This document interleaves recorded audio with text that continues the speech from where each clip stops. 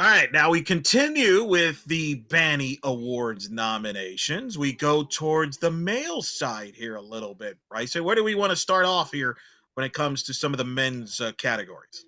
Well, let's go ahead and start with the men's team head coach of the year. That's where we started with the women. Let's start the same with the men. So the nominees for men's team head coach of the year are Gus Malzahn, football; Johnny Dawkins, men's basketball; Bryce Waller, men's golf; and John Roddick, men's tennis. Yeah, I mean, obviously, we'll go real quick here. Roddick obviously had a lot of injuries, kind of made a late run in men's tennis, got within a win away from making the NCAA tournament with a lot of youth. Really a bright future for the Big 12. Bryce Waller once again gets a couple players into the NCAA tournament with men's golf. Then you got Johnny Dawkins, who led the team to the NIT. I'm going to give you the Dawkins case here. He didn't have CJ Walker pretty much for the whole year. Didn't have Darius Johnson for about 40% of the year. Had injuries before the year. Never had a full roster. And yet was able to manage a 19-win season and make the NIT and beat Florida in the NIT, get to the second round. That's my vote. I don't really think this should be close, but yet, as we have debated internally on the staff, based on our Slack conversations, which has gotten a little emotional with the voting, there's a big case being made for Gus Malzahn, who did win 9 games and get the American to the conference championship in football side. Give me your quick thoughts here, starting with you, Nick, on this category. It's a tough one. Like you listed Coach Dawkins there. Another thing you should be added, he was able to recruit Taylor Hendricks, our first ever lottery pick. That should give him some points, in my opinion. With Gus Malzahn, not only did he lead him to 9 wins in the conference championship game, he did it with a lot of injuries, and he had some big wins over two ranked opponents in Tulane and Cincinnati. So they got the arguments there. You also have the transfer portal case, though, to make with Gus Malzahn as well, because he did bring in John Rice Plumlee, Jason Johnson, Javon Baker, Kobe Hudson. He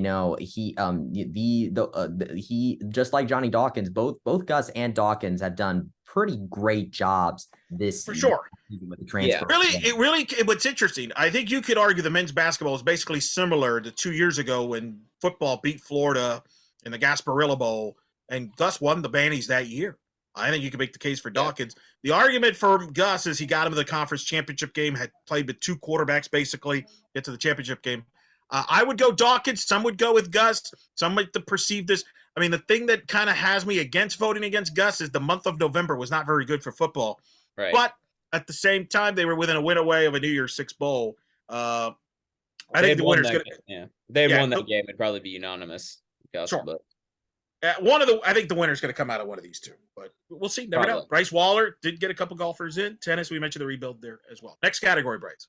Next up, we have the assistant coach of the year. We have 3 nominees here. First up, we have defensive coordinator of the football team, Travis Williams.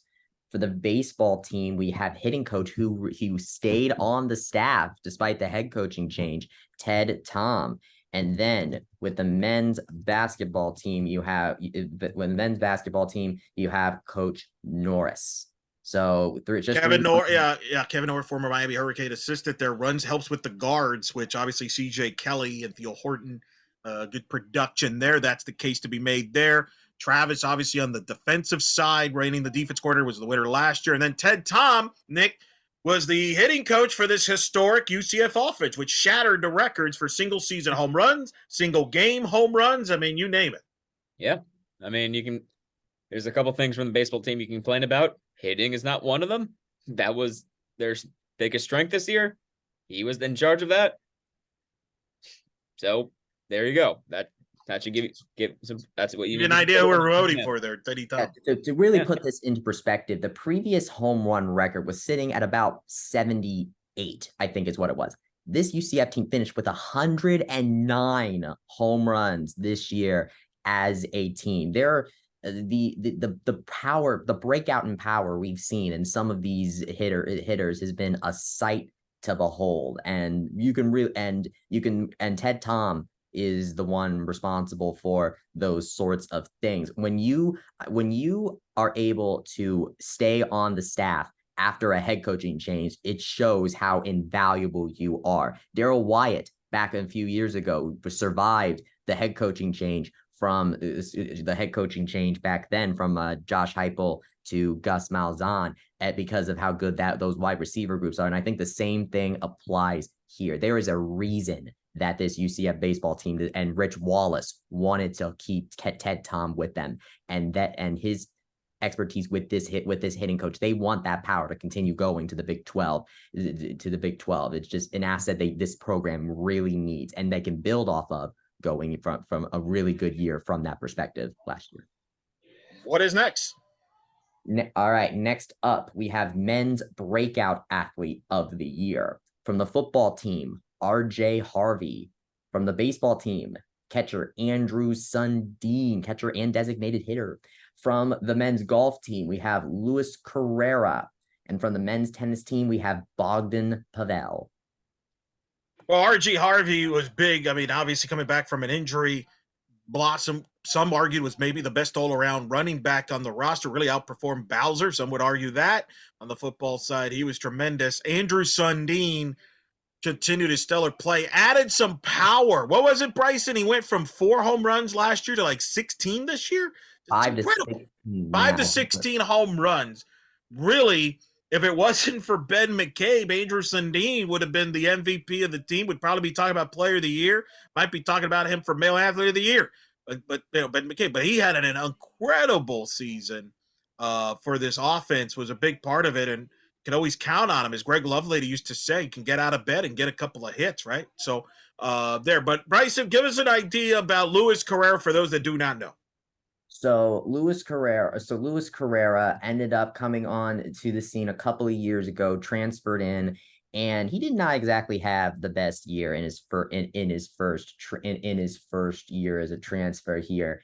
But through the offseason, he competed in the Latin American Amateur and really put everyone on notice. He had a really good performance there, and he took that momentum with him into the season where he ended up shooting a 72.60 scoring average, which is 1, 2, 3, 4, 5, 6, 7. That right there is one of the top 10 single season scoring averages in program history. The guy managed to bounce back and get the 6th lowest 71.21 scoring average right there. I mean, just one of the best seasons in men's golf history from a top end perspective. And he did that after bouncing back from, I would argue, a kind of a to be desired year from the year before that. He also got a win in the Hartford Hawks Invitational by about 5 strokes in what was one of UCF men's golf's best scoring performances of its program's history. So for history, that's the case there for one Luis Carrera. He also made the NCAA regional alongside Johnny Travale and did quite well there. Did better than him actually in that one. As for Bogdan Pavel, we've known him as a doubles player throughout his career. We've known him as a doubles player. He's been playing with Trey Hildebrand, gotten to rank as high as number 3 in the country at one point.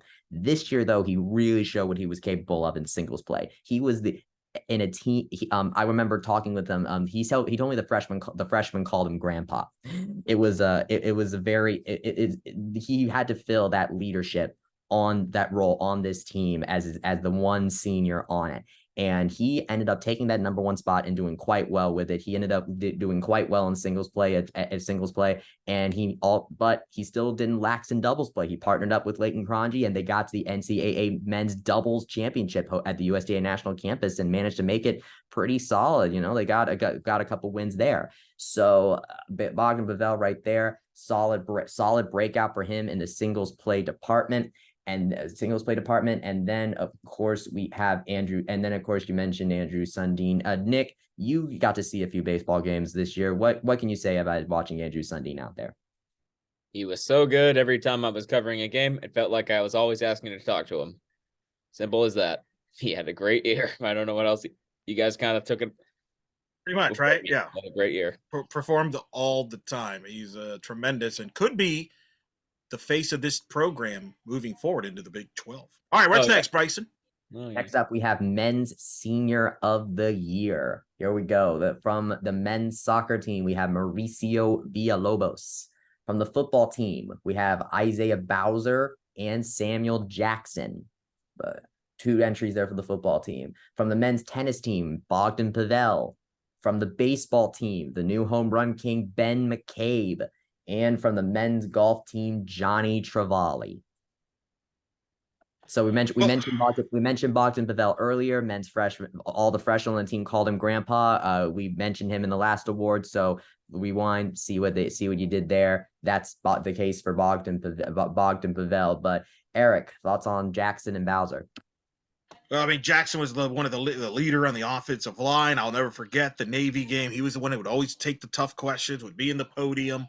Solid guy. Bowser, the tough guy, would do the little things out of the backfield. So I think, to me, those two football guys well represented, very, very legit as the seniors leaders there, without question. Big part of that. And then, Ben McCabe, Nick, speaks for itself. Historic year. Maybe the second greatest season any UCF baseball player offensively has ever had, behind only Chris Duffy 2010. Super valuable, to always a great guy to talk to, easy going to talk to, even with all the pressure, right? Is chasing the career home run record. He was so calm. I was just saying I felt like I was always talking to Andrew Sundin. There's only one person I felt like I was asking to talk to more. That was him. But I think the thing that shows how good he was is just, I mean, look at the list. How many people named him as an All-American? Like, how many All-American lists did he get put on? It was like 3 or 4, right? Right. Very almost all of them. I felt like every time I was opening up Instagram, I'm like, oh, cool, he got selected to another one. Just a great year.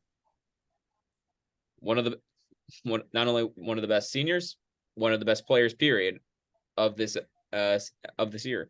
Let's just say that there's a reason that Eric and I rated him. It's up on the Banneret website now. There's a reason we ranked him among the top 50 athletes of all time. Did you see that? For male athletes of the year, career-wise? Yeah, absolutely, top 50. And then Bryson, it seemed like every UCF men's soccer post game, a lot of times you'd be talking to the captain and Mr. Villalobos. That indeed we did. Men's soccer, it was an unfortunate year for men's soccer. In a very supersized American, it was just a very tough go at it. But every time I would be at a game, we would see Mauricio Villalobos trot out there and answer questions like a champ. He was out on the pitch the entire a lot of the season. He was second on the team in minutes. He was out there all the time. He was tied for the team lead with Gino Vivi in assists with 5 of them. He even got a goal for himself that year, this season as well. So Mauricio Villalobos has always been a leader on this team. He's been captain for like 3 seasons now. It feels like he's been captain of this team for so long. And really, the fact that he held that title for so long, I think really shows his leadership abilities. And then on the golf team, we have Johnny Travali. He has been a pillar of consistency for this team. He has been to the NCAA regional.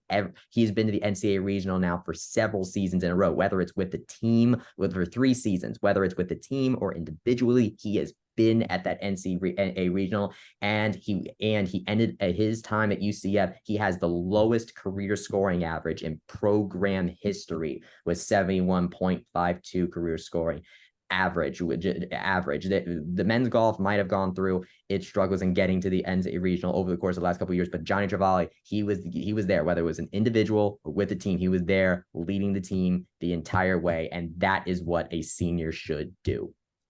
All right, what's next? All right. Next up, we have men's freshman of the year. Well, considering this is going to be a very interesting award to talk about, because there's one guy on here that I think everybody's going to be looking at. But the nominees are: from the men's soccer team, goalkeeper Juan V. Munoz; from the football team, kicker Colton Boomer; from the men's tennis team, Yassine Delimi, and a team full of freshmen. Yassine Delimi gets the nomination there. From the baseball team, shortstop Drew Farrow; and from the men's basketball team, the lottery pick himself, Mr. Taylor Hendricks. All right, well, we don't need to talk about Taylor Hendricks much on this particular category, because he's going to pop up again later on in more categories. So I think that speaks for itself. Obviously, the impact he's had on UCF basketball with the season there, helping him get to the NIT. Colton Boomer, big impact, really settling down that kicking situation for UCF football. I thought that was very important. Get some consistency out there. Drew Farrow had one of the better freshman years for a baseball player. Unfortunately, now he's at Florida State. He's transferred out, but had what was it, Bryson? Set the freshman record home runs for a shortstop, right? Yes, he did. He did. So he was tremendous there. Give me a couple quick words on the other freshmen there, Bryce. The goalkeeping position at UCF men's soccer and women's soccer as well, but in men's soccer are both very hollow positions. It takes a high level of talent to get selected to be the starter for that team. And Juan V. Munoz, a freshman, ended up getting tabbed to the job. He started all 13 matches, played matches, and got 48 saves. Just, it was a tough go about it, but he really took one for the team right there, getting in there and manning the net for them at the men's soccer team. Then, of course, we have Yassine Delimi from the men's tennis team. He basically led the way for the freshmen. This was a team full of freshmen, and he led the way he had the best record among the freshmen for him, and it put in some very difficult and some very high pressure situations, playing kind of in the mid courts right there. So very well done out of Yassine Delimi, and honestly, I think that if Taylor Hendricks were not here, then this would be a very stacked award and very jostling for positions type. Yeah, we have a feeling we know who's going to win this one. Let's move on. Let's move it on to the next category. All right, next up, we have men's transfer of the year. From the baseball team, we have Najir Victor. From the men's basketball team, we have CJ Kelly.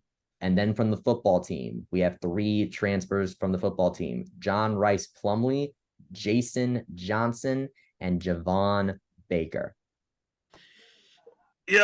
Obviously, we'll start with the football guys. I mean, JRP is in this unique category. He also comes up a lot in this portion.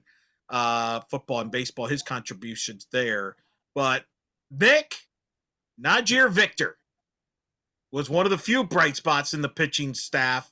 Mm-hmm. Kind of established himself as the year went on to one of the more important guys coming out of the bullpen in a high leverage situation there. Yeah, he was really reliable. Every time we brought him out, I was a little more comfortable. He was very good at getting us out of bad situations. He was able to settle down games where we were maybe struggling. He was the kind of pitcher that I wished we had more of this season. That's all I'll say.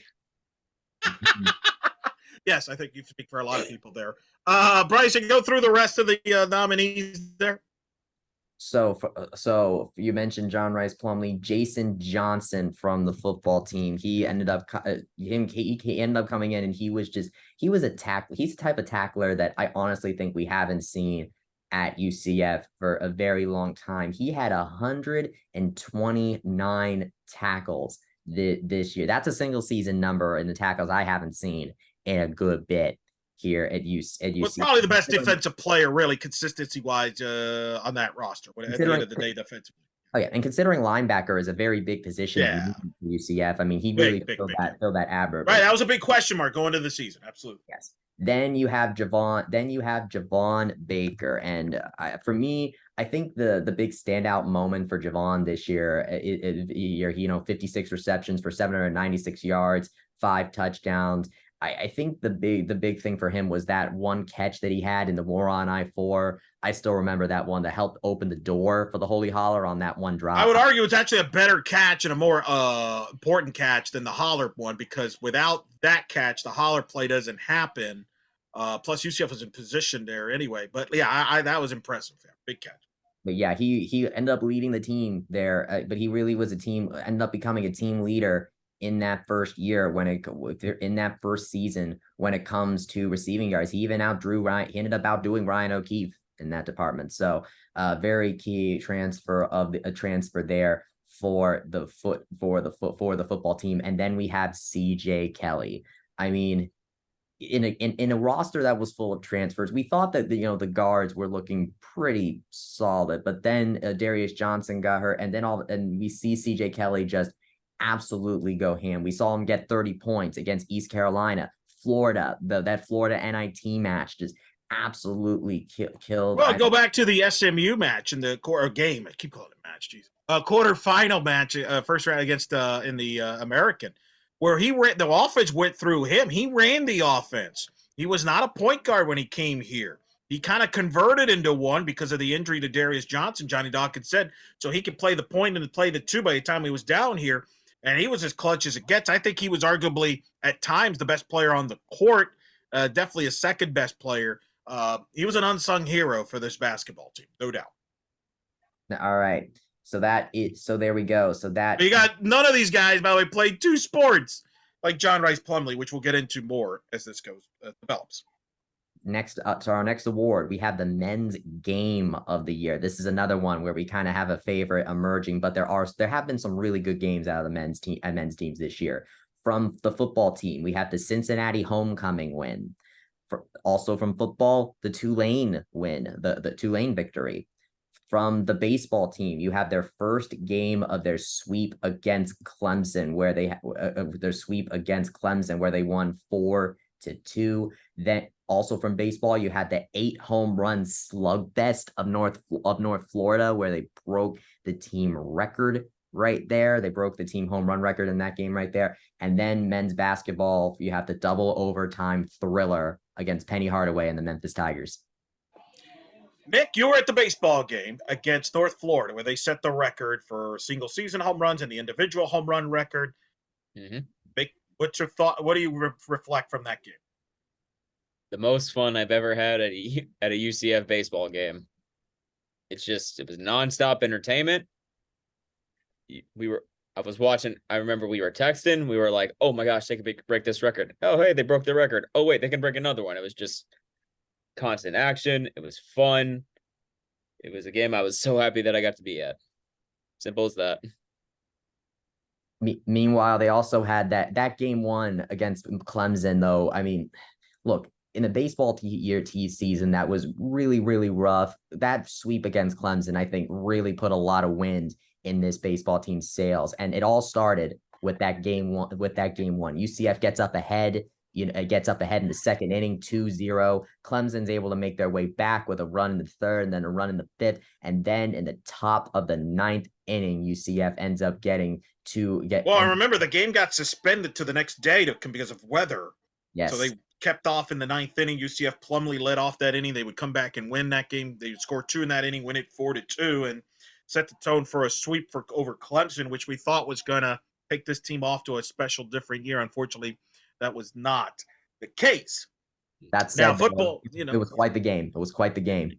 And it led to Clemson's coach. Then it led to Clemson's coach calling us mouthy and complaining. Coach Bakich, yeah, about how they ran over the Clemson people.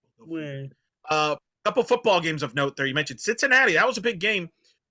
People wondered, hey, they had just lost to East Carolina recently before that, a couple weeks, and Cincinnati was the ranked team. If you lose this game, you're pretty much out of the race in the American. And where is this program and all that? JRP gets hurt, gets a concussion basically. Mikey King comes in relief, plays well. UCF scores in the final seconds, pulls off an incredible win against Cincinnati. Great game at the bounce house for sure. Then UCF comes back to later in the season to Tulane. JRP returns as the starter, runs all over Tulane to win that game. And I really thought at that point, this is the team to beat in the American. Unfortunately, that would not be the case with their following performances. But those 2 football games, certainly the memorable games for UCF in 2022 in their final year, the American. That Cincinnati game, that place was rocking at the bounce house for sure against the Cincinnati team that was a rival, considering Luke Fickell and those guys were kind of at the really giving UCF fits. So that was just, but let's be real. The game of the year in the men's side, you got to go to men's hoops, right? Like the Memphis, again, we say UCF Memphis, we're going to miss having these Memphis games in various sports because they provide drama and excitement. And boy, this men's basketball game, where were you? I will ask both of you, where were you when this game took place? And what do you remember from it? We were there. We were there together. That was and I also remember that was my first week with the Banneret. Right. Is that right, Bryson? You and Nick were together. That's right. In the media section, right? Wow. That's right. We were there. It was I'll tell you what, the environment in the Edition Arena, that was one of the best environments I've seen for a basketball game. I mean, Memphis is a great I think this was really a coming out party for this UCF men's basketball team that I don't think a lot of us really gave a lot of like high expectations towards because of how much turnover they had. They may have had that Oklahoma State win, but they had CJ Walker for that game. For this one, they didn't have CJ Walker. They didn't even have Darius Johnson either for this one. Darius Johnson was injured coming into that game. They didn't have either one of those returning players. So this game was basically won by returner Ty Freeman and then everybody else that was brand new to the stage. Ethel Horton, Brandon Suggs, Jalen Young, Taylor Hendricks, Lahat Tune. And they had to just go all out for this. It was close the entire way through. UCF gets the edge at the end of the first half. Memphis gets it an edge and ties it gets the edge in the second one to tie it. You tie it. Both teams only get 9 points in the first overtime. The defense absolutely on display, and then you have the shootout that was that second overtime with UCF barely getting ahead by 3 points in order to take the win. I mean, oh man, I have never seen a double overtime basketball game in person before, and so to see that happen right before my eyes at Edition Financial Arena, that was an experience to be had. That was my second ever game working with the Banneret. I'm like, oh my gosh, is it always going to be like this? And while it's never been that crazy, that's still one of my greatest memories and one of the funnest things I ever got to go to. And I hope to see more games like it. But let's move on. What's the next category? It was always going to be like this, and I feel like you should probably uptake your heart palpitation medication right there. Eric, what do you think about that? What do you think about the Memphis game from your perspective on it? I will. Yeah. I will never forget. You guys were there. The scoreboard or the the score confusion, where they had the wrong score in the table or something. There was a big back and forth. I'm listening to Mark Daniels on the call, and he is yelling like it's not right. He keeps track of the score. It looked like he was ready to fight somebody. It was chaotic. And they're like, wait, are they going to take a point away from UCF? They're not going to give them that point. They finally figured it out. They gave UCF the point. But UCF was shorthanded, as you mentioned, Bryson. What a great game. Maybe one of the best games ever played in that arena. Memorable game. The highlight of the men's ships, one of the highlights there. To some extent, winning that game set them up for failure because, I think at that point, there was conversation of, hey, maybe we can make the NCAA tournament at that point. Maybe we're, there were, I think, a last 4 in at that point. So in a way, I think that skyrocketed the expectations that maybe were not realistic considering the injuries to Michael Durr and all that. But man, what a fun night of basketball. And I think as I told you guys afterwards, this is what it's going to be like in the Big 12 on a nightly basis. So it's going to be wild. Hopefully fans are ready for that. But what a memorable game. What a memorable game. All right, next game. All right, next award, we have the Men's Individual Performance of the Year. The nominees are John Rice Plumlee against Tulane, Taylor Hendricks versus Oklahoma State, CJ Kelly versus East Carolina. From the baseball team, Lex Bodeker versus North Florida, 3 home runs in that game. And then for men's golf, Luis Carrera and the Hartford Hawks Invitational. Well, John Rice Plumlee ran all over Tulane to the point where if he was healthy in the championship game, he couldn't run in the second meeting, the championship game against Tulane versus the first meeting. If he was healthy the second time, the thinking was, I think UCF wins that game, but he wasn't. But he ran all over Tulane. They had no answers for him. It's his best game of the year. And it was tremendous. Like UCF didn't really have to throw the ball that much in that ball game because they just had no answer for him. And then the Oklahoma State game, that was kind of when we said, hey, this Taylor Hendricks kid's legit. He's the truth. He's real. Because Oklahoma State had a big man of their own in Cisse that was really good.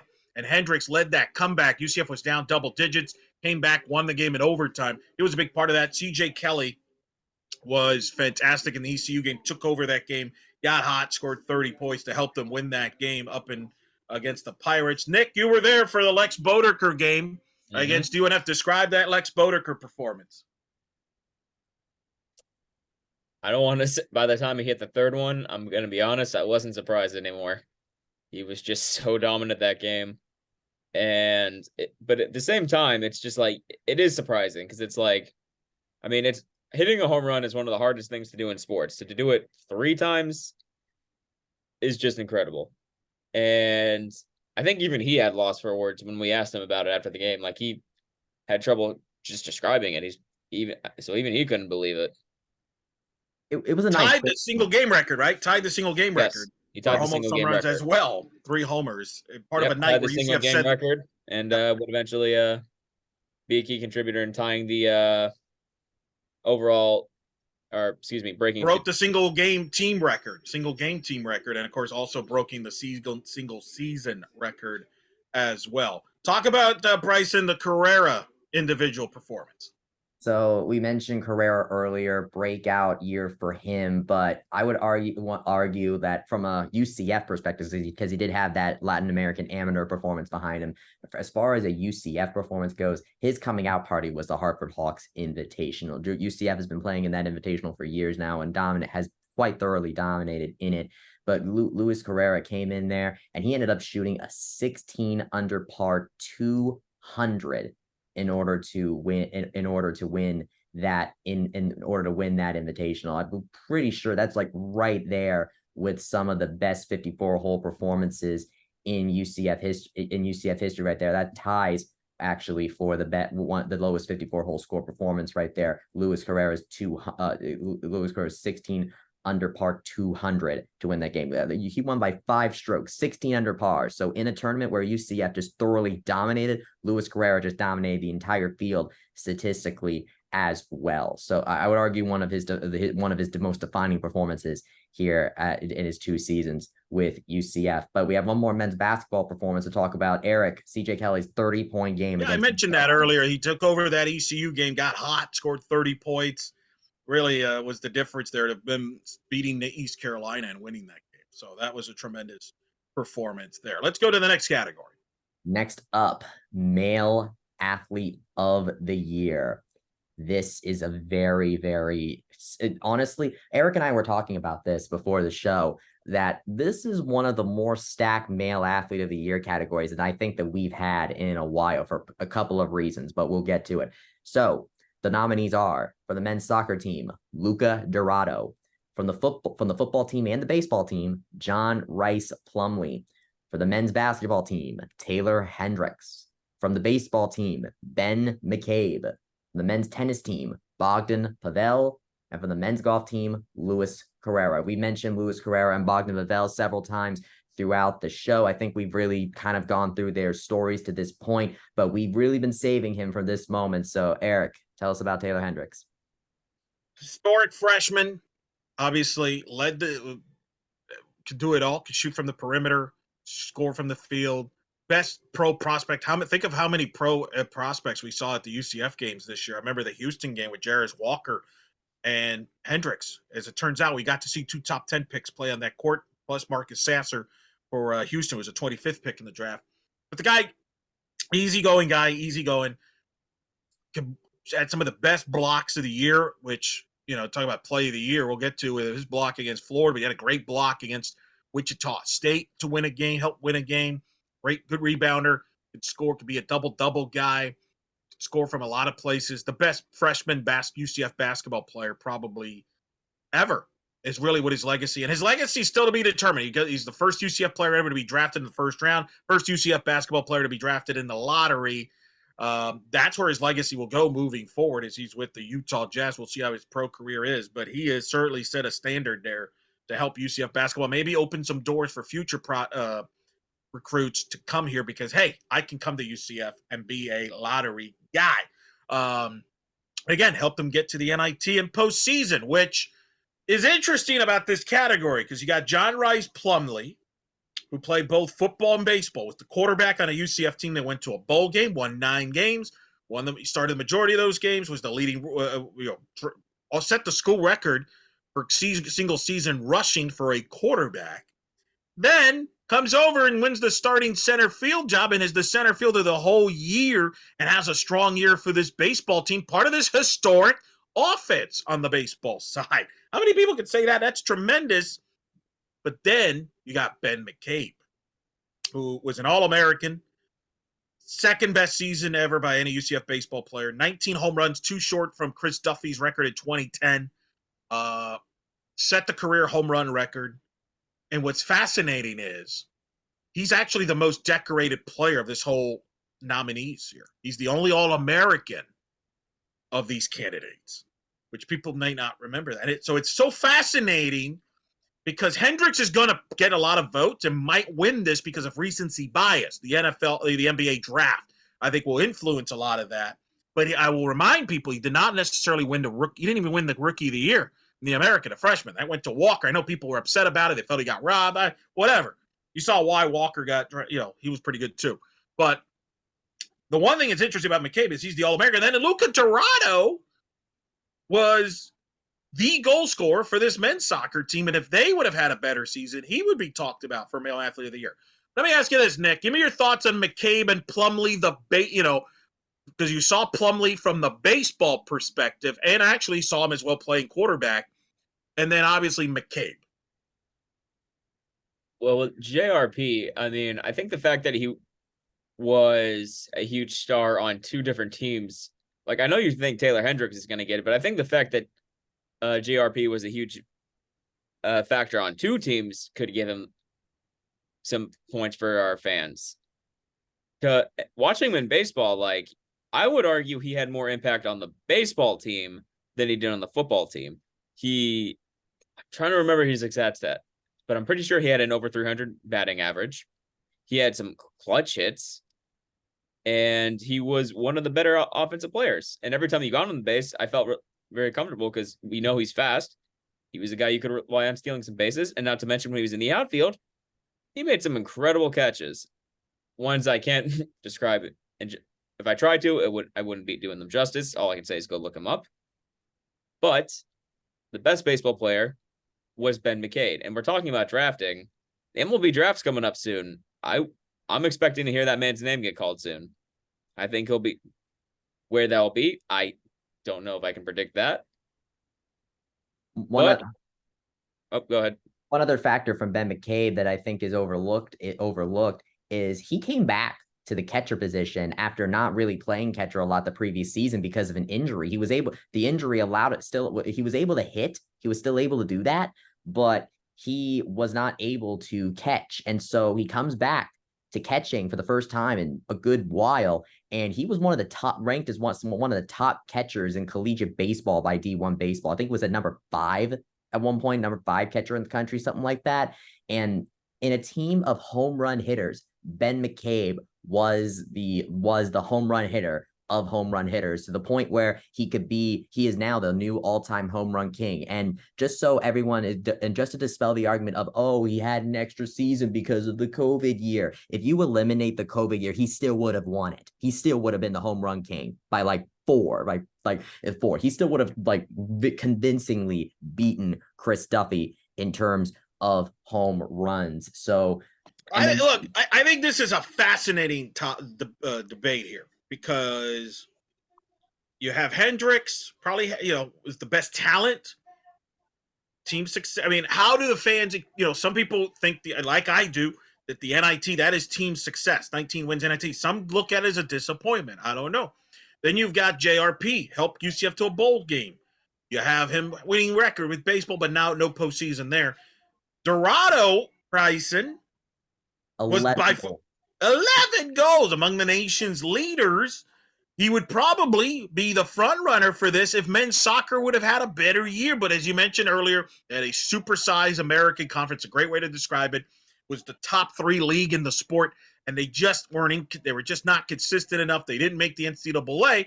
But you look at the faces for the Sun Belt, and yes, I said Sun Belt for men's soccer, because they're going to get overlooked. And we saw this even over the weekend while everybody was celebrating the midnight to the Big 12. By the way, men's soccer's going to the Sun Belt. They announced they tweeted that out on Saturday. Whoops. It's going to get some used to. But he's going to be the face for this program. But that's what's so fascinating about this. McCabe and Jurado, I would argue, had the two best individual seasons. Plus, from that standpoint, or you could even make the case if it's not those two, the other one who had a great individual season from the nominees here was a Luis Carrera, and Pavel also had great individual. But the problem is their teams weren't as successful. So it's a fascinating category because the team success maybe not up to par. So how do you evaluate this? But then you have Hendricks, who makes history by being drafted in the lottery, which goes in his favor, whereas Ben McCabe will probably get drafted, but he's not going to get drafted nowhere near where Hendricks is. This is such a facet. This is the most compelling male athlete of the year that we've had here at the Bannies, to be honest with you, in a while. I really do believe that. I think it's a fascinating one. I could see 3-4 guys getting votes very easily on this. I'm really curious where the fans will go with this. Probably Hendricks because of the recency bias, but I don't think it's no pun intended here. I don't think this is a slam dunk by Hendricks to win this. Oh, Eric. All right, move on. Next time. Next up, we have the men's play of the year. We split this. This play of the year is usually a unisex award, but this year we decided to split it up because there are just so many different plays from both the men's and the women's side to honor. So here we go. First up, we have John Rice Plumlee's touchdown run versus Tulane. Then from the baseball team, John Rice Plumlee again robbing a home run against Clemson. How many athletes could say make top plays for two different sports? Then we have Taylor Hendricks's block against Florida in the NIT game. Luca Dorado's goal against in UCF men's soccer is one of the more defining victories of the season for them against Charlotte. And then we have the Holy Holler against USF in the war on I-4 that clinched them the game. Nick, what's your thoughts here? I feel like the Holy Holler is going to win this. This is going to win the fan vote, I would imagine. This is probably going to win within the staff. Is that where you're going with this too? Give me your thoughts on this category. Yeah, that is where I'm going. Part of that is probably because I was there live, and I will never forget my reaction of going like, there you go. That helps. What are you doing? Why are you throwing that? Oh my God, he overthrew him. Wait, did he catch that? Oh my God. I literally remember my reaction. It's an incredible catch. It won them their rivalry game. It allowed me to walk out of the stadium acting like Aaron Rodgers when he scored that touchdown on the Bears, when he was screaming, "We own you." I got to be that when I was leaving Raymond James Stadium. And it's probably one of the most electric, impressive, and iconic plays that you'll ever see from the UCF football team. And because of that, as well as the high profileness of it, considering it is a football play, I think that it will win it, but that I don't think that should be used to disrespect some of the other plays on this list. I mean, go back and watch that Taylor Hendricks block. That's just incredible. Amazing. Go and look at go and look at that JRP touchdown run. Also incredible. Or his catch. All incredible. These are all great plays. It's just that one is just so much hype.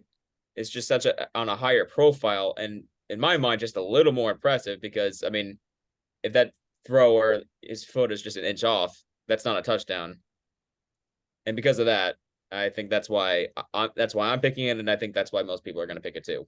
I know you mentioned it earlier in the show, Eric, that Javon Baker's catch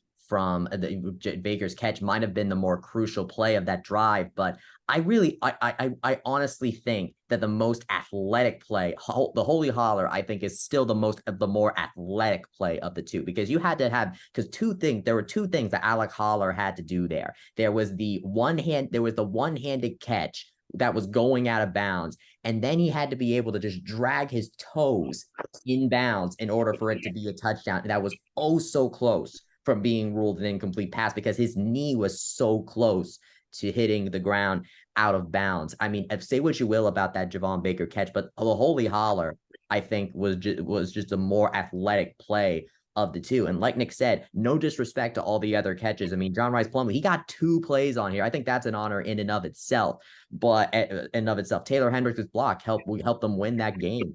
in the NIT. Luca Dorado, I think that Luca Dorado, that was like a beauty of a goal to win, to that helped them get ahead in that game against Charlotte. That really put some wind, I think, in the UCF men's soccer sails. Unfortunately, it didn't lead to what it didn't lead to much in the games ahead. But that one game, in that one play, that one moment, Luca Dorado, just absolute beauty in the game of soccer. So I think this is another really, I think I want to say compelling in the sense that these plays are all very compelling, and we can only do so much justice. So fans, be sure to go and click the links below in the section on men's play of the year and watch these plays for yourself before making the decision. Don't just let the high profileness of the Holy Holler be your deciding factor, and be sure to watch these plays for yourself before you decide. All right, what's next category? All right, next up we have men's team of the year. This is a 2-horse race here. It's between football and men's basketball. It's simple. It's a high profile right. every year. So yep. who is it this year? So I will make the case for basketball because I know I think Nick, let me just say this, Nick. Are you leaning? You're on the football side on this? I'm split. I really don't know which one I want to pick. Bryson, have you made a decision yet? Yes, I have. I think I am going to be on the men's basketball side, and the reason that I am is because of the fact that they had to change, is because of the changeover. There were barely any holdovers from last year's roster, and the ones that were injured. Darius Johnson and CJ Walker were injured for some portion, if not a lot, of the year. So to see this men's basketball team that would literally just came together for the most part that off season, do as well as they did, make it to the postseason, the NIT, and beat Florida. That's their Gasparilla Bowl moment right there. That's their Gasparilla Bowl moment. They beat Florida in the NIT. They had the double overtime victory against Memphis. I mean, I know that you said that game inflated our expectations, but there's a reason those expectations were inflated because they beat a ranked team that was coached by Penny Hardaway without Darius Johnson or CJ Walker, and Michael Durr, who we all thought would be very, very key and necessary for UCF men's basketball to be even competent this year. So to see them get that win against such a great team without them was the thought of going through everybody's mind is, oh my gosh, if this is what we can do without them, what can we do with them? So I think that with all those factors, the turnovers, the lack of holdovers, the success that this team was able to sustain despite all that, I think that it's the ones that deserve the win there. Well, I would vote men's basketball too. And here's the thing, right? Because the argument is, well, they didn't finish well. They didn't make the NCAAs. Well, you know what? Football didn't make the New Year's Six, didn't win a conference title either. And they didn't finish well either. When you look back in November, losing to Navy at home with a chance to really, all they had to do was beat Navy in South Florida. They're hosting the conference championship game. They didn't do that. They lost at East Carolina in a game where if they win, more than likely they host a game day. That didn't happen. They lose at Tulane. If they win that, they're playing New Year's Six. None of that happened for football. Yet, for whatever reason, we have some, and I think it's deemed basketball is a little more of a disappointment, even though they made the NIT and did beat Florida there. It really comes down to how you value the NIT and how do you value the football in 9-win season. Again, this is a hot topic internally. I know that because the guys, there's disagreements within the staff, and I'm sure fans will disagree with that as well. I'm really interested to see about this, how this vote turns out. If you're making the case for football, Nick, what's your case for football? That they did manage to get to the conference championship game, and you could argue they could have won that if it was not for injuries. Yes, they had some big losses, but they also had some big wins. They beat not one, but 2 ranked teams in Cincinnati and Tulane. They were ranked at certain points of this year. And I don't know. The way I just see it is like you can view both teams the same way. They could have done so much more, but they were hampered by injuries. Now you do make a case. The ranking wins does value there, so we'll see. We'll see what the fans decide. We'll see how this votes turns out. This is fascinating. Probably the most even matchup in our years of doing the Bannies for male team athlete of the year. This is the only other one I can think of that was difficult was the year that men's basketball won the team of the year when they made the Final Four in the NIT. They edged out baseball, who won the conference regular season title in 2017. Little did we know that would be the last best shot baseball would ever have to win this Bannie Award. Anyway, moving on. Next topic. All right. Next up, we have the alumni of the year. We always like to spotlight our alumni, UCF alumni at the Banneret. And so we always make sure we keep an eye on what they do in the professional sports world. And we give an award to those that have had standout performances in their respective sports, whether it is as a player or a coach. And we have a very nice list for you all this season. So here we go. We have Ben Lively, who managed to make an MLB comeback and make a start with the Cincinnati Reds. We have Aaliyah White, a former UCF softball pitcher who is now a pitching coach with North Georgia, that won the D2 national championship this year. We have Maddie Rogers, an Olympic weightlifter who continues to go on the weightlifting circuit and continues winning medals over there. Dylan Moore got himself a sweet new contract with the Seattle Mariners and was a part of their run in the MLB playoffs, first time in a while that they've made it there. Richie Grant in the Atlanta Falcons in the NFL, making his name there.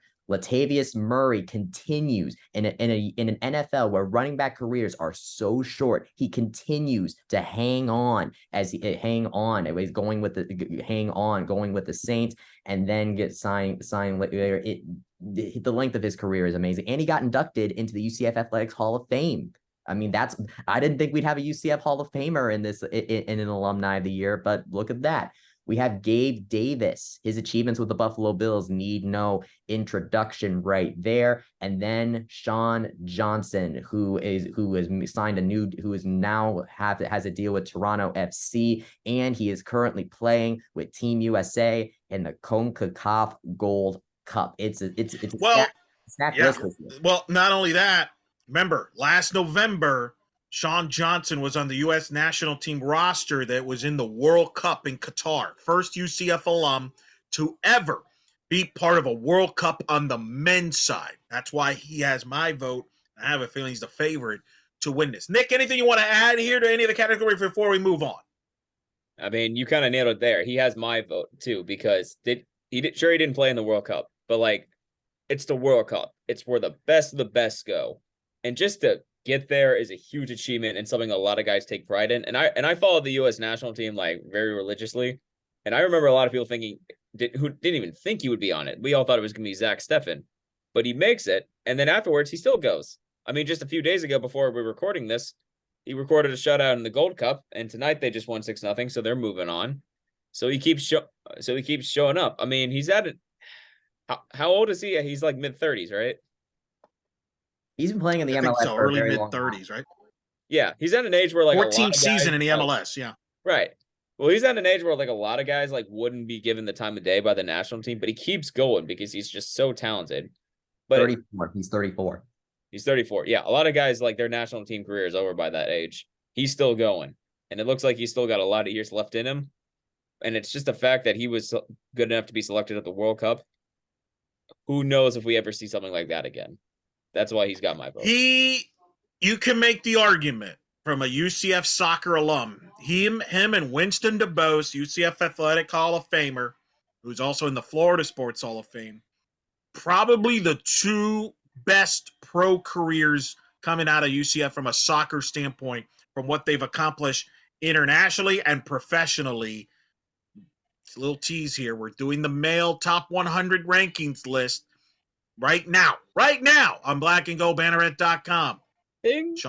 Sean Johnson is going to be up there. You'll see. You might be surprised where he's ranked, but what he's accomplished here is amazing. His MLS career is tremendous. He won an MLS Cup a couple years ago with New York, not having the success this year at Toronto, but you make a World Cup roster. Hello, on the men's side. We take that for granted on the women's side because the greats like Michelle Akers has been there a bunch of times for the U.S. national team.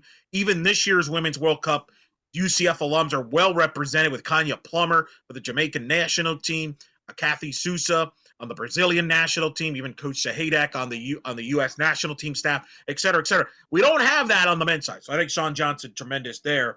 And also, I would argue right now, and see if you guys agree or disagree with this, Richie Grant right now is the best UCF football player that's playing in the NFL. Agree, disagree? I think a lot of people would argue Gabe Davis, but if you look at the past season, yeah, no, I agree with you. Richie Grant had the better career. Gabe Davis kind of just took a step back. I'm hoping Better season, yeah. I'm hoping he think- bounces back, yeah. but I also think Richie Grant is due for a big breakout season this next year. So I'll be interested to see what he does.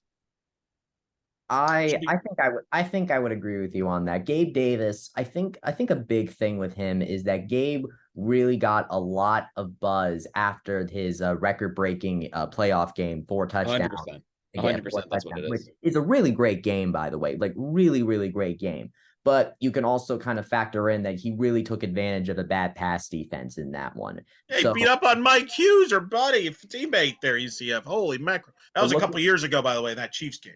Yes, exactly. And so this year, so this past NFL season, it looked like he seemed to kind of take a step back from that perspective. And so this look at Richie Grant kind of take advantage of that. 123 tackles, 70 of them on his own, 2 interceptions. I mean, look, Gabe Davis may be on the more successful team in the Buffalo Bills, but the Richie Grant, I think, is going to be one of the reasons that the Atlanta Falcons could come back and really and win, and might be and they could be the favorites in the NFC South. Sorry, Nick. I know, I like the Bucks. You're a Bucks fan, but it's a kind of a rebuild. It looks like in Tampa Bay. He could be a big part of that Falcon team there.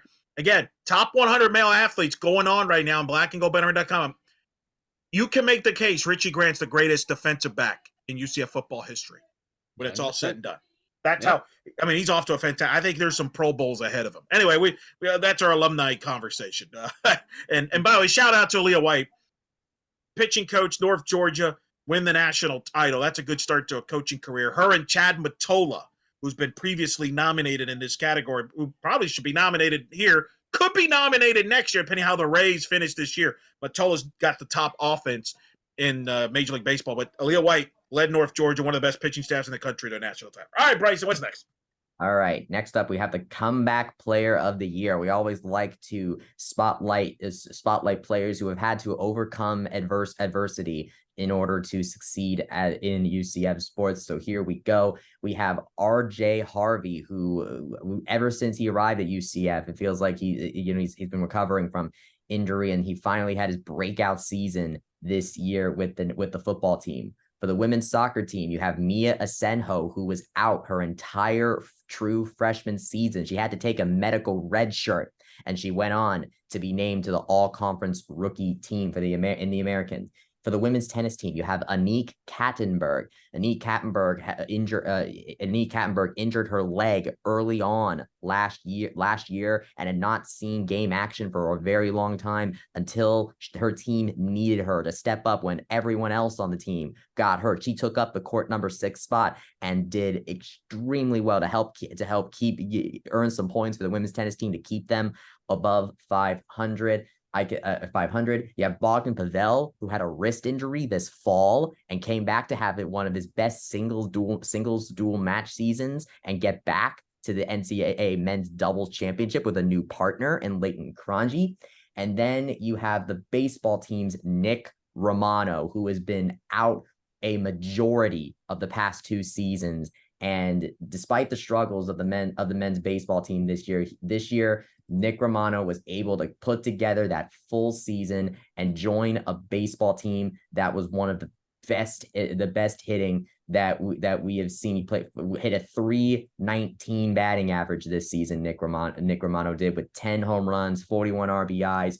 I mean, look, for a guy that was injured for so long the past 2 seasons, had a freak ACL injury last year, to see him do what he did this year and play a full season and do that was quite remarkable. So I think this is another very compelling award this year. Nick, you want to add that? That was a good description by Bryson, but I'll leave you get the last word on this before we move to the next category. I mean, you summed it up pretty best. All I'll say is because of how long he was gone, like not just 1 season, 2, Nick Romano is my choice. That you had could overcome a serious injury there. Probably him and RJ Harvey too, but I mean, It's yeah. the most heartwarming one when you really think about it. Like that's the one that you like, just like you're like you just have a big smile when you read about that. yeah. Just the number of games he barely played at all previous 2 seasons because of those injuries. So to see him come back and play a full year, RJ Harvey as well. I mean, considering what he did in this season, like he really broke out, and this was after injuries kept him out for a very long time. Is a long time, this is why I always love comeback player of the year, because there's some really great stories to be had from players like this. And All right, now, what's next? Last and one? yes, this is our final award, and I saved this one for last for a reason. It is the moment of the year. This is the award where we combine every aspect of the moment, whether it is all on the field, off the field implications. We put everything into account as we use for this award. This is why we save it for last. This is the moment that really, I think, defines this athletic season. So here we go. From the women's soccer team winning the American Athletic Conference regular season title, finding out they won it after beating Houston. For the volleyball team winning the American Athletic Conference title against Houston, that last kill from McKenna Melville to win that share of the title. From the football and the baseball team, we have John Rice Plumlee's double header going from the baseball game to the spring football game. From the softball team, we have Cindy Ball Malone's fist bump after the double play at the Memphis American Athletic Conference tournament game. And then from the men's basketball team, we have Taylor Hendricks getting his name called as a lottery pick in the 2023 NBA draft. These are some really great moments this year, Eric. That is strong there. Very strong category. A lot of ways you could go with that. Nick, what's your thoughts there? Where do you want to start with on that one? I would expect, because of the recency bias, I think our fan vote might lean the way towards Taylor Hendricks. And he has a great argument for it. I mean, to hear a guy get called on for a lottery pick in any sport is incredible, but to be the first ever one was great. I mean, you can watch our live reaction to it. I'm going crazy. It was awesome. And of course, then you have us winning our championships. I mean, there's no better moment than that, because there's nothing better than winning a championship. But to me, the thing that I'm going to give my vote for is JRP's double play. And I'll tell you why. It's because, Eric, if you actually convinced me when I was listening to your broadcasts. When in the highlights, you can see it. He's driving away. And then you say, we may never see this again. That's why I'm picking it. Because every other moment, arguably and hopefully, we will see again. We will see our teams win championships.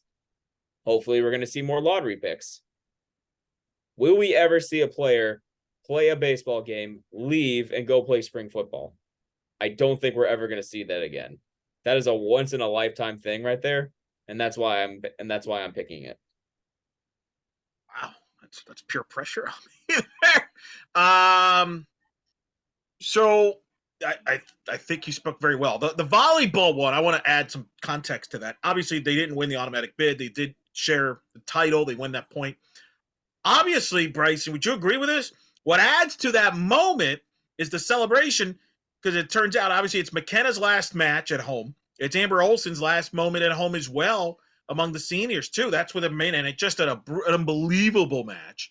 The women's soccer moment, they were all getting together and watching as USF lost at Cincinnati, which locked it up for UCF after they had just beaten Houston, and that was emotional because that was the goal, right, Bryce? Because you've written about this with Delisle and the Kristen Scotts, the Daria Rajai, that group that's been there for a long time. A lot of things have gone against them, but they were able to get over the hump. They were. That moment to me, JRP's doubleheader is amazing, but it may still win my vote in the end, but I can't discount the other ones. And this is one for me. The women's soccer moment really sticks with me even so many months later. And I still remember looking out at watching the team huddled together around that phone, watching the USF game, and I'm watching too on my phone. And I see USF lose, and I'm looking at the team and celebrating. And then I noticed Kristen Scott. I noticed her, like, I see her like getting hugged by several of her teammates. And then I just see her kind of step back from the crowd, her hands over her face like this. I still remember that moment and looking at that kind of, it looked like everything kind of hit her right in that moment. Like they won it. They have been chasing that AAC title for 5 years, and they finally did it. And then right as she was doing that, doing that, a couple of other players pull her back into the celebration. It was for a women's soccer program that has been very much going through, I think, a bit of a drought in these previous few years. To see this group of players finally get it done and finally reach the goal that they had set for themselves in their last year together for those seniors, fifth year senior groups. It was just a sight to behold. I'll mention the Coach Ball Malone fist bump. We all were there. It's a moment I'll never forget. It's an iconic moment. Again, I wish the broadcast would have picked up more on that. I wasn't calling that. That was a neutral broadcast. If I was in there, I would have pushed the producers to, give me extra footages of that. It's a moment I won't forget. That really was the turning point that week for that team. They don't win, in my opinion, the conference championship without that moment at all. It's something I'll never forget. Because then it led to everything that followed there. It's like I said, the comparison I would make for those that didn't catch the previous talk conversations about this. This is Josh Heupel 2018 against Memphis when he's raising his hands up to get the crowd going.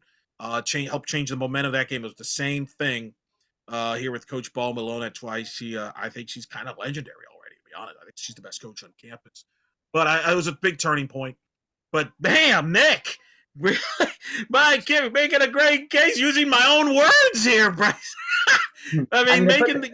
Holy macro. To put this into perspective, the moments of this year that we have are the ending of a long conference championshipless drought. Yeah. The UCF volleyball's last dance. Basically the Bo Jackson, Deion Sanders of UCF with John Plumlee. The Ball Malone fist bump right out of a sports movie right there. Yes. Like, right out of a sports movie. The Josh Heupel like raising his hands. And then you have Taylor Hendricks and the NBA being a lottery pick in the NBA draft, what could be a watershed moment in some ways for this UCF men's basketball program. We kind of talked about this on the live where this could be kind of the kick that the program needs to get some more support to show that, hey, UCF basketball can produce talent like this, and we could probably do more if we had more support behind them. So I think that the implications of the Taylor Hendricks moment is also not to be looked over. So all of these moments, I have some sort of grandiosity to them, some sort of catharsis to them, that is intrigue, drama to them. I mean, even though this was our last year in the American, I'm sure there's going to be more amazing moments to come in the Big 12. I think our transition into the Big 12 probably could have been nominated had it technically been a moment of this year, but it was really a transition moment between years. But I like to give them out to athletes anyway. But in this last year in the American, there was still drama and catharsis to be had. There's not a moment here that I don't think deserves to win in isolation. Any other given year, all those ones we just mentioned could have easily been the front runner to win this award, but they're all going against each other. It's pretty amazing. That's why we need your help. Make sure you vote for all this category. Make sure you vote for all the categories, because I'm conflicted on some of these. So you could help me persuade this. You could help me make your case. That was a pretty good case Nick made there for JRP, using my own words. Broadcast. How can I go wrong? I don't disagree with it. I mean, I did say it. How can I go against myself? But you all can decide. On blackandgoldbanneret.com. Check out the Bannie Award nominations on a YouTube channel. Obviously, you have this video as well, but on the articles as well. Vote for all these categories, Bryson. Tell them one more last time how they can be involved. You can go you can click on the link in the description below if you're on YouTube. We can go ahead and provide a link for you guys to go to the article on the blackandgoldbanneret.com for you to vote on there. For this video will be on the article where all the men's categories are going to be, along with the other unisex categories that we just mentioned. And if you're seeing this video first, then we urge you to go to our women's votes as well, our female awards votes as well, because we talked about how it was a stacked year for the women's athletes as well. So if you have already voted for the men's awards, go vote for the women's awards, because we need your help over there too. So be sure to either click the link in the description below, or if you're watching this on the article itself, scroll down and be an informed voter and go check out these players and moments for yourselves and pick, because you guys are going to be a big factor in deciding who wins these things. So go vote, be informed. Be informed, go vote for everything at all possible, and be sure to try vote for every single award, because every single vote matters. And that's our Bannies nomination show. It's been fun. Bryson Turner, Nick Porcelli. It's been a pleasure, gentlemen. It's been a lengthy, pleasure, good project we've working on here once again. On that, check it out, blackandgoldbanneret.com. We'll have the Bannie Awards nominations where you can vote, as Bryson mentioned. We're also going to have the top 100 male athletes rankings continuing. We're going to have eventually after that the top 100 female athletes of all time, top 30 head coaches of all time. UCF. That is still lots of content, folks, coming on this off season. Just because there's no games going on doesn't mean there's not a lot going on. As UCF now ventures to the Big 12, part of this celebration is all this content on blackandgoldbanneret.com. And don't forget, because then, of course, we will also have the award reveal show where we will reveal all the winners of the 2023 Bannie Awards. Be sure to vote quickly, because the votes aren't going to stay open for a while. Haven't decided on how long it's going to be. Maybe it'll be open for a week. Maybe it'll be 2 weeks. I don't know. So be sure, as soon as you hear this, to go vote as soon as possible.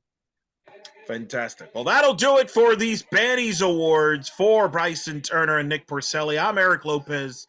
Thank you for tuning in to the Bannies Awards nomination show.